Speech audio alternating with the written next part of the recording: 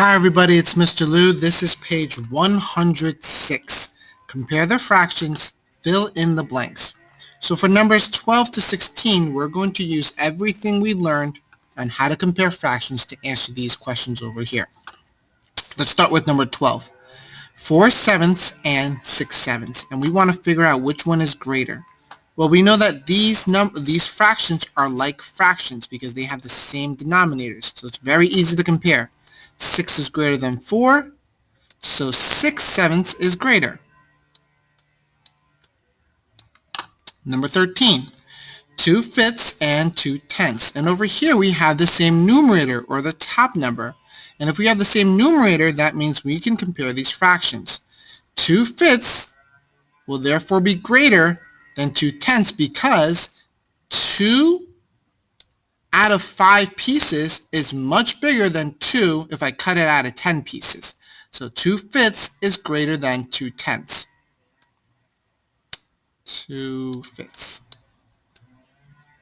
Alright, number 14.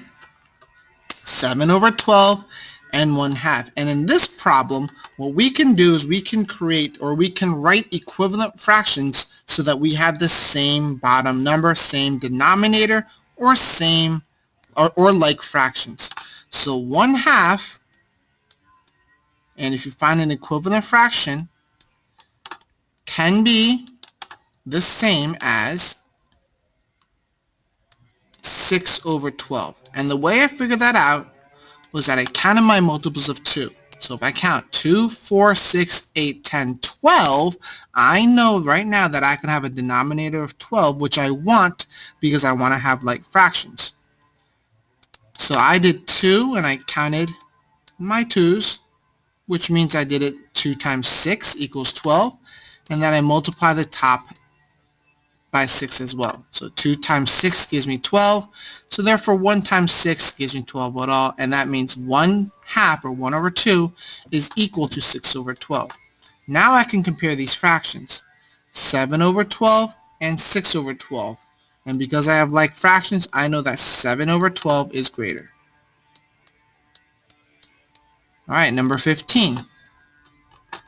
5/11 and 1/2. And here I want to compare fractions by using my 1/2 benchmark, or my 1/2 line.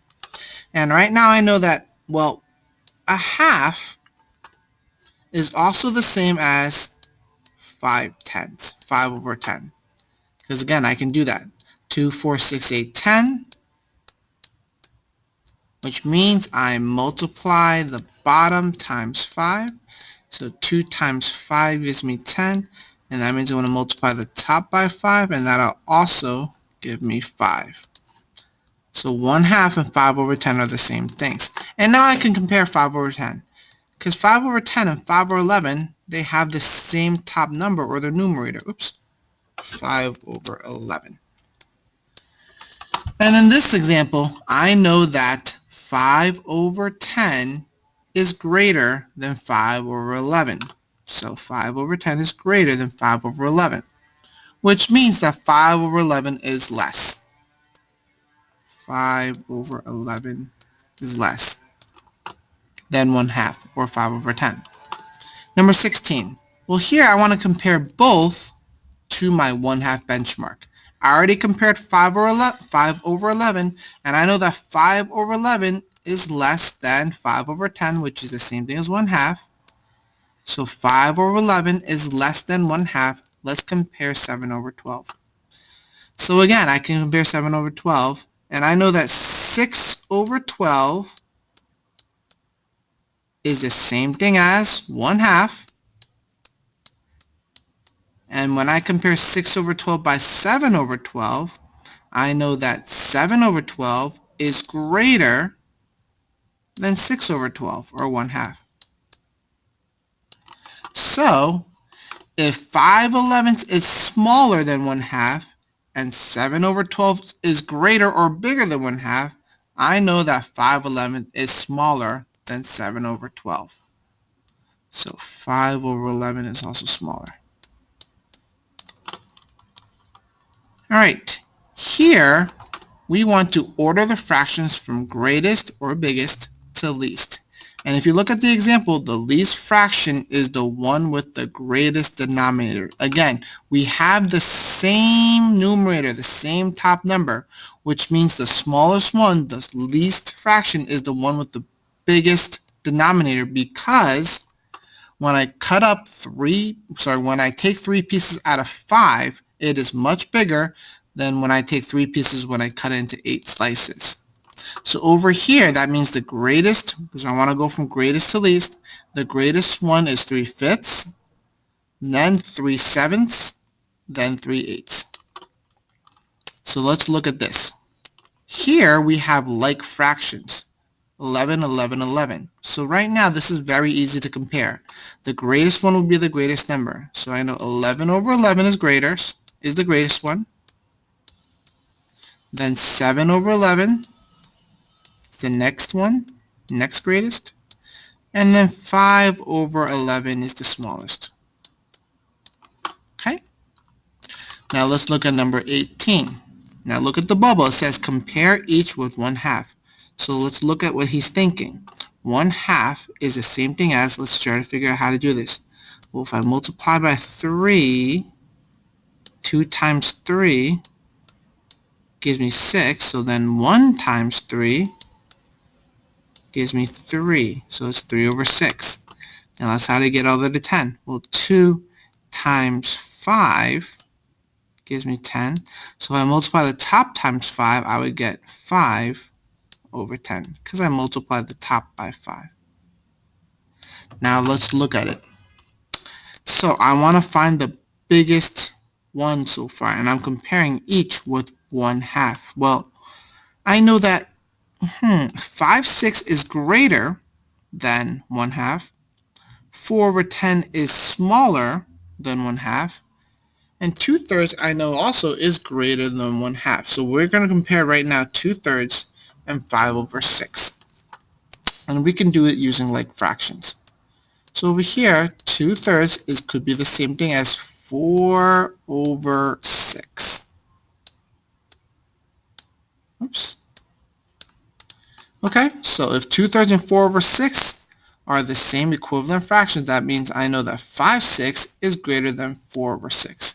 So 5 over 6 is my biggest one. And because I know that 4/10 is less than 1/2, that's going to be my smallest. So 2/3 is in the middle, and 4 over 10 is my smallest. Number 19. Same thing over here. I know that I can convert 1/2, and I can make that a like fraction to 2 over 4. 2/4, 1, 2, and 2/4. So that means I can compare 3/4 and 2/4. And 3/4 is greater than 2/4. So I'm going to check that out. That's my biggest. Now 1/3 is less than 1/2, because we can compare that right now. So I know that 1/3 is smaller than 1/2 because they have the same numerator. And that means up here, remember, the least fraction is the one with the greatest denominator. So 3 is bigger than 2, which means this is smaller. So that means 3/4 is the biggest. 1/2 is in the middle. And 1/3 is the smallest. Over here, we're going to do the same exact idea. So we're going to convert 1/2 to 2/4 again. And now I know that 3/4 is greater than 2 over 4. All right? So 3/4 is greater than 2 over 4. So that means that this is bigger. Now let's compare 2/3. Well, 2/3 and 2/4, just like 1/2, we know that 2/3 is also bigger than 2 over 4. So right now I know that 1/2 or 2 over 4 is my smallest number. Now, I don't know which one's bigger, is it 2/3 or 3 over 4? And here we would have to find the same like fractions, or the same bottom number. And I know that 2/3, if I count my 3's, because I want the same bottom number, 3, I'll write it over here, 3, 6, 9, 12. I'll stop it for now, because I'm going to count my 4's. 4, 8, 12. And I can stop right here because I know they both have a common multiple of 12. Oops. Common multiple of 12. So that means 3/4 is going to be the same thing as something over 12. Well, 3 times 4 gives me 12, so I'm going to multiply the top also times 4. And 2 times 4 gives me 8. So I know that 2/3 is the same thing as 8 over 12. Now let's do 3/4. I also know that the bottom number could be 12 because I counted my multiples. Now, 4 times 3 is 12, so if I multiply the top by 3, 3 times 3 is 9. So 9 over 12 is greater than 8 over 12, which means this one right here, 3/4, I'm going to start, is the greatest. So 3/4 is the greatest. Then comes 2/3, because I know that 1/2 is the smallest. And lastly, 1/2. And that's page 106.